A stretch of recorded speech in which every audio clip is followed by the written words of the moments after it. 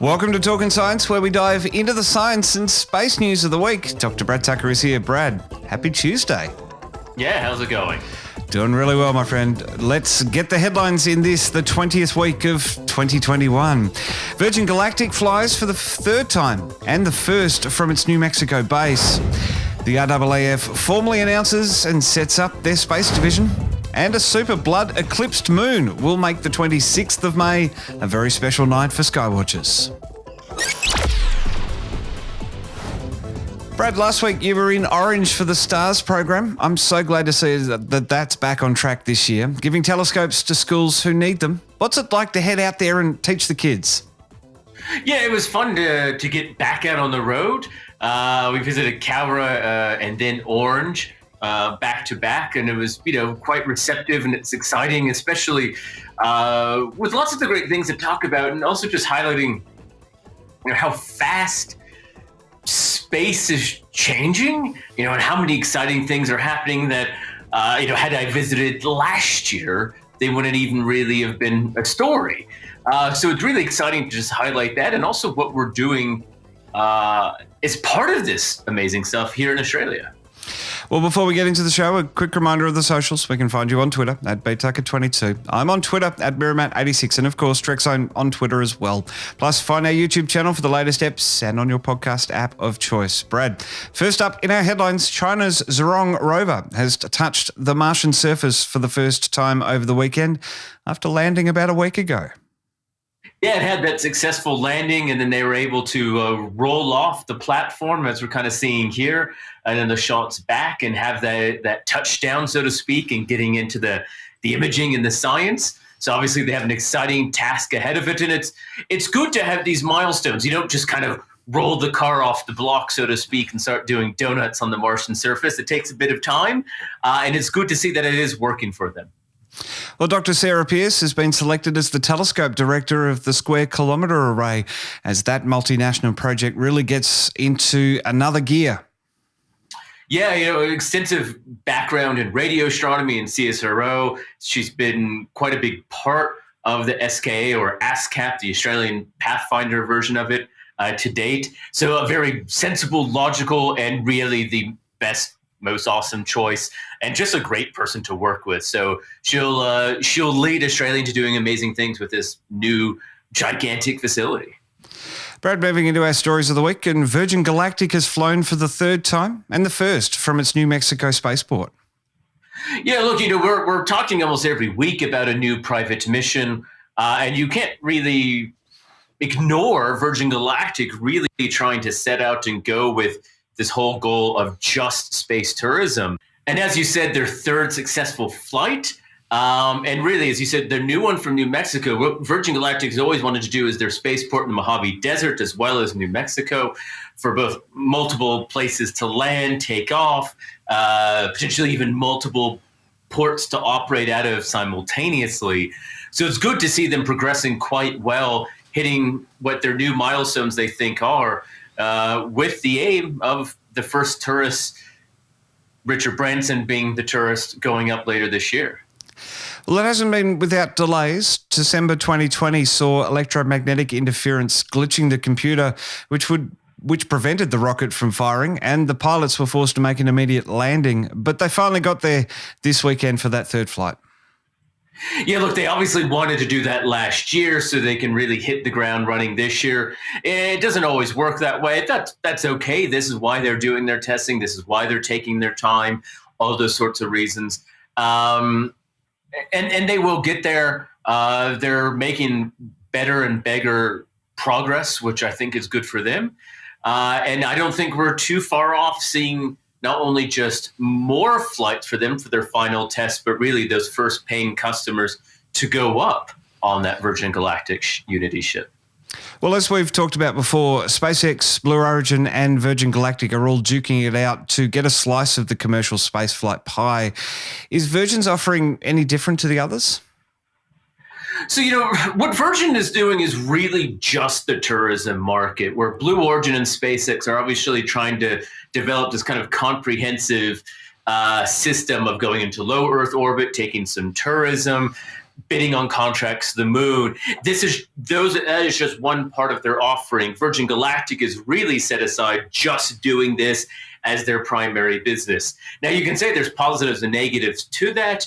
As Blue Origin and SpaceX develop, they will have more offerings. However, they'll be so focused on everything, they may not be able to dedicate to that tourism market. That clearly is what Virgin Galactic has identified as that niche. And with how many, thousands of paying customers they already have already, clearly this is something that a lot of people who can also afford it want. So I think they'll have no shortage of customers. The question will be, how long can they continue and how long can they keep it up? Well, competition is good here, Brad, hopefully driving down prices, but sadly, I don't think we're in the target demographic. No, not anytime soon. But this is the interesting thing to see how it will evolve. Will it be something that, again, is only just for the super rich, or are there other ways that it's going to evolve in the future with groups and that sort of thing? So, just like airplane travel started off as really expensive, then became cheaper, this is likely to be the same thing as well. We will see it in the future and how it develops as an industry. Just as I don't think anyone really expected to see how airplanes developed as an industry. Well, next up, we've talked about this a bit over the past few weeks, but it's finally official. The RAAF has announced Space Division to be headquartered in Canberra, Brad. Yeah, look, as he said, we've been building up to this. And again, it's not a surprise that it was not only formally announced, but installed or put in here in Canberra. But this is just showing how quickly they're developing this, from a mention at the Air Force's 100th anniversary to saying who the head of it will be, to talking about budgets, headquarters, buildings, timelines, you name it. It's an exciting thing, I think, to see, and it's an exciting thing to develop here in Australia, for the reasons we've talked about before. Well, several divisions of defence will be included in this command, led by Air Vice Marshal Catherine Roberts, who we just saw, with the aim of increasing our capabilities in space. Yeah, and look, this is going to be all about treating spaces as infrastructure thing, which it is. How do you protect it? How do you use it? How do you operate it? How do you develop it? How do you advance it? That's a big task, no different than how defense uses airplanes or submarines or personnel. That's what this all encompasses. So it is a big task. And as we've said before, and as we see around the world, how this is becoming a bigger part of defense, this aspect of space. So it's not surprising that Australia is doing this, and it's not surprising they are moving on it so quickly. In fact, when the head of the Air Force mentioned at the 100th anniversary that they were looking into this, they said, look, they were behind and they wanted to move quickly in the next year. And you can generally keep defense's word when they say they're moving fast, they're going to move fast. Now, when we say the RAAF is forming Space Division, we have mentioned this previously, they're not looking to militarise space, rather bring weather, navigation and geospatial information together into one management area to be able to better use the data and share it around the world as well. Yeah, look, this is no different than they have to how to communicate and keep track of their personnel or assets on the ground. It's the same thing in space. This isn't about weapons, but this is just where they have a chunk of stuff and they have to keep track of it, develop it, manage it. It's all those little things that you don't just build a road and stick cars on it and no one manages or upkeeps it, right? It's the same thing in space. And just as the Australian Space Agency is trying to look at assets and develop assets for the private and commercial sector, defense is looking over the military and defense sector. Well, much like our air traffic control oversees 11% of the world's skies, our space footprint is quite large and strategic as well. So Space Division is going to allow us to take ownership of that, as you're saying there. Yeah, look, we really do cover a huge part of space. And that's just something I don't think is fully always appreciated because of our land area of what we cover. And that just means there's a lot of critical reliance, and not even just for Australian interests, but our defense and country allies, support. When it comes to aid and emergency disaster report, again, something defense obviously helps out in. All of those things do matter, and you just need someone to do it. You can't just let it happen magically. People need to be assigned tasks, managed, operated, trained, all those little bits, and this is what this is trying to do. Well, lastly this week, Brad, the Super Blood Total Lunar Eclipse is on this week. It's going to be pretty special.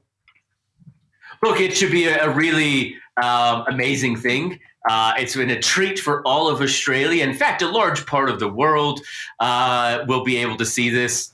And it is a fun thing to be able to see. When we talk a lot about finding, for instance, exoplanets and measuring their atmospheres, as we've talked about before, this is kind of a real physical implementation of some of that science that we're talking about that you can see with your own eyes. And I think that's one of the beautiful things about this. It's just about how interactive it can be to the people without being this far distant thing that we never get to see.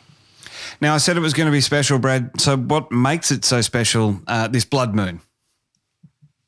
So what really is going on is that as the moon passes into the Earth's shadow, what we're seeing is that the moon will darken, but then it will turn red. So the Earth casts a shadow out into space, which is kind of something we don't always think about, that we do cast this shadow out into space. It's obviously a big shadow, and a Earth-sized shadow goes for tens or hundreds of thousands of kilometers. And as the moon passes in that shadow, it darkens. But it also turns this reddy orange color, what we call the blood moon. And this is because a little bit of light skims the Earth's atmosphere and then projects into space. And as I was just saying, we've seen this technique. In fact, we talked about when NASA used a lunar eclipse to help calibrate its measurements of atmospheric planets by using the Earth as a test case. We see a little bit of this Earth light lighting up the moon, turning it that reddy orange color.